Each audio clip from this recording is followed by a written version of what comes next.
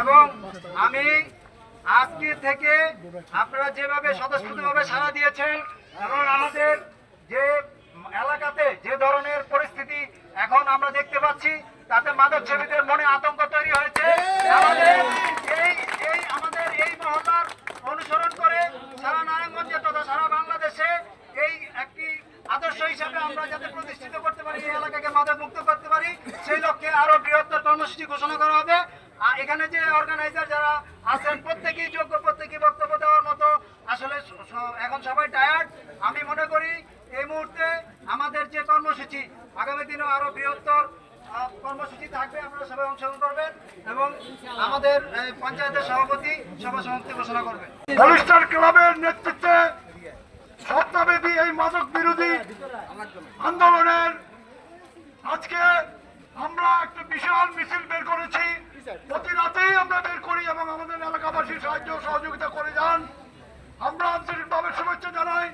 আজকে এবং গত 7 দিন যাবৎ যারা আমাদের মিছিলে উপস্থিত হয়েছেন, গ্রামবাসীকে উদ্যত্ত আহ্বান জানাবো, মাদকের বিরুদ্ধে আপনারা সর্বোচ্চ আন্দোলন গড়ে তুলুন।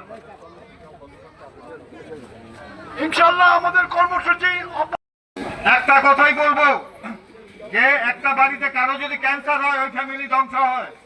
ঠিক একজন মাদক সেবক যদি সেই বাড়িতে সৃষ্টি হয় সেই ফ্যামিলি ধ্বংস হয়। প্রত্যেক ভদ্রলোক বাড়িতে বসে থাকবেন না। এই মাদকের বিরুদ্ধে যে আন্দোলন শুরু হয়েছে আপনারাই সবাই এই আন্দোলন